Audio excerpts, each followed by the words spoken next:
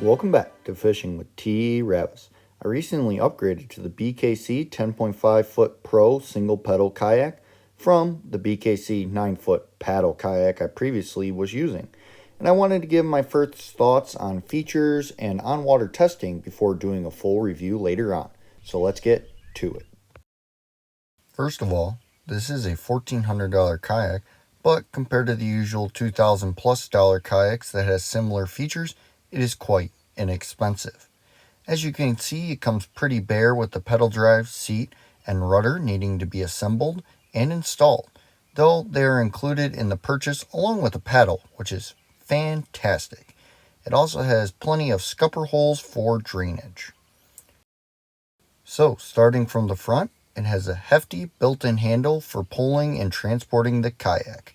The kayak is quite heavy at around 80 pounds and does not have a skid pad to prevent scratches on the hull when dragging, so just be careful and watch out for that. Next up is a large front storage hatch that is securely locked. It is not waterproof, so it's good for extra gear or a cooler or whatever else can be exposed to water. On each side of the kayak are also useful accessory rails for attaching cameras, fish finder screens, and more.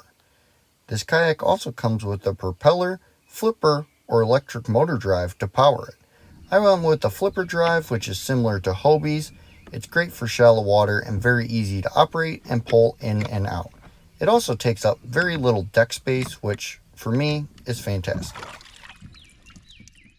Just in front of the seat, they filled in a previous model storage hatch, which is kind of a bit of a flimsy cover-up, and I don't love it, but it's not the biggest issue in the world. Just try not to stand or sit on it. Next is the seat, which is very comfortable with adjustable straps and the ability to move forward and backwards, which I'll show more of later. On each side of the seat are wonderful built-in bait holders and a drink holder, along with heavy-duty carry handles, which are also great to hold while paddling. Behind the seat is a tightly locked waterproof storage that is very large with a dry bag and access to the hull if the dry bag is removed. And behind that is a large storage space for a tackle bag or cooler. In the back is a rudder for steering that is easily controlled with a lever next to the seat.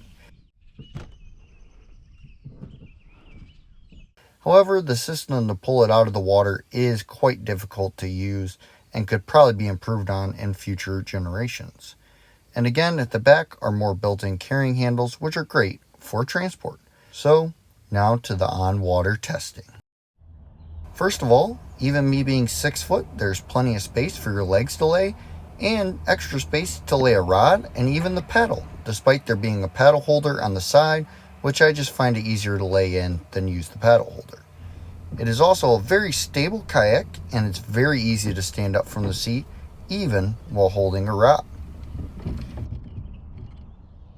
As I mentioned earlier, the seat is very adjustable with straps for more or less back support, or to lean forward or to lean backwards.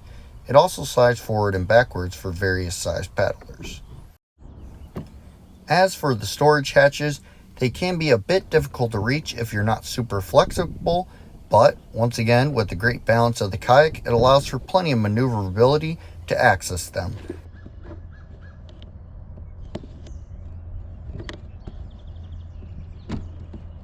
And the 4 rod holders are also very easy to reach just behind you and grab, which is great when you're trying to switch up baits real quick.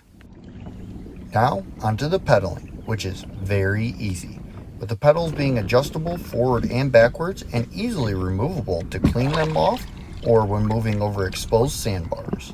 With a top speed of around 5 miles per hour with a 2 to 3 mile per hour average cruising speed, you're not flying, but you're getting places. The rudder is also easy to adjust with quick responses while moving and pretty tight turns.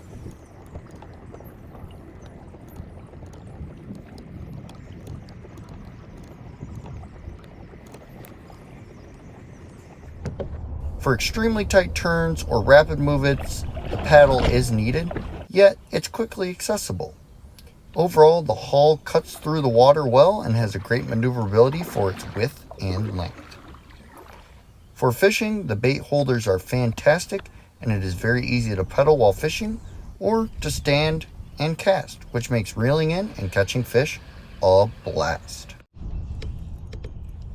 Basse.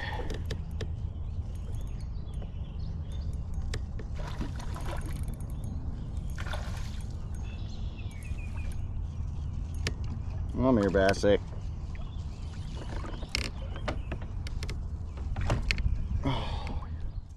Overall, for the money, I think it's a great kayak with plenty of features. There are a few minor design flaws and the weight makes transport a bit difficult, but otherwise, I love this kayak so far and I've already caught quite a few fish in it.